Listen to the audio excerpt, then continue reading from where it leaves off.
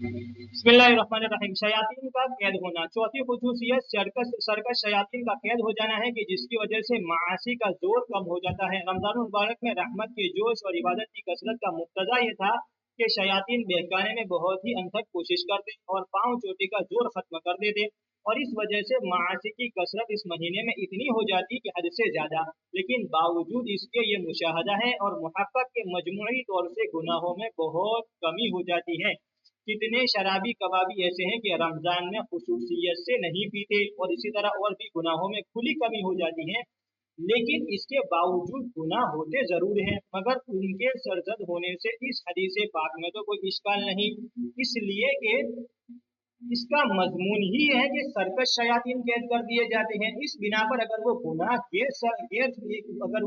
गैर सरकशों का असर हो तो कुछ हलजान नहीं। अलबत्ता दूसरी रिवायत में सरकश की कैद बगैर मुतलकन शयातीन के मुकय्यद होने का इरशाद भी मौजूद है। बस अगर इन रिवायात से भी सरकश शयातीन का ही कैद होना मुराद है कि बसा औकात लफ्ज़ मुतलक बोला जाता है मगर दूसरी जगह से उसकी क़ुयूदात मालूम हो जाती हैं, तब भी कोई इश्काल नहीं रहा। अलबत्ता अगर इन रिवायात से सब शयातीन का महबूस होना मुराद हो तब भी इन मासी के सादिर होने से कुछ खलजान न होना चाहिए, इसलिए कि अगरचे मासी उमूमन शयातीन के असर से होते हैं, मगर साल भर तक उनके तलफ़्फ़ुज़ और इख्तिलात और जहरीले असर के जमाव की वजह से नफ्स उनके साथ इस दर्जा मानूस और मुतासिर हो जाता है कि थोड़ी बहुत गैबत महसूस नहीं होती, बल्कि वही ख्यालात अपनी तबीयत बन जाती हैं। और यही वजह है कि बगैर रमज़ान के जिन लोगों से गुनाह ज़्यादा सरजद होते हैं, रमज़ान में भी उन्हीं से ज़्यादातर सुदूर होता है, और आदमी का नफ्स उनके साथ रहता है, इसलिए उसका असर है।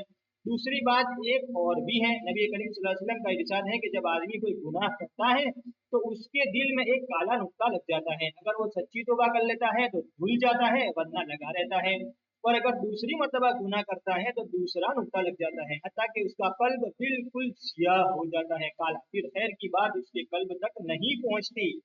इसी को हक ताला शानहू ने अपने कलाम पाक में कल्ला बल रान अला कुलूबिहिम से इरशाद फरमाया है कि उनके कुलूब जंग आलूद हो गए। अल्लाह हिफाजत फरमाए।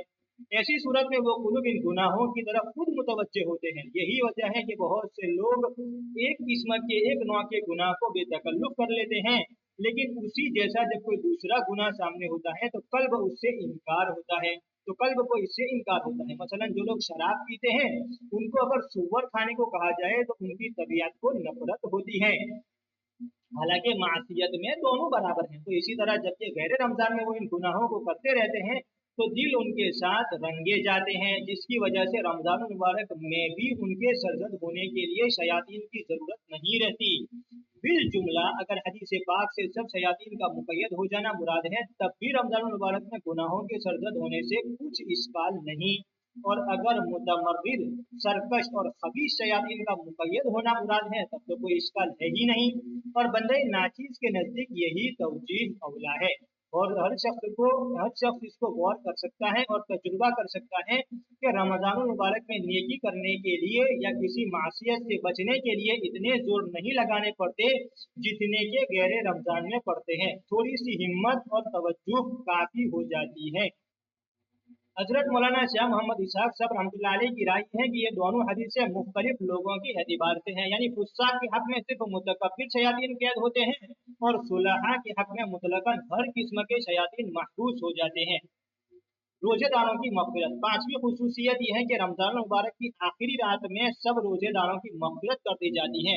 ये मजमून पहली रिवायत में भी गुजर चुका है, क्योंकि रमजान मुबारक की रातों में शब कद्र सबसे अफजल रात है, इसलिए सहाबा किराम रिज़वानुल्लाहि तआला अलैहिम अजमाइन ने ख्याल फरमाया कि इतनी बड़ी फजीलत इसी रात के लिए हो सकती है, मगर हुज़ूर अकरम सल्लल्लाहु अलैहि वसल्लम ने इरशाद फरमाया कि इसके फजाइल मुस्तकिल अलहदा चीज हैं, यह इनाम तो खत्म रमजान का है।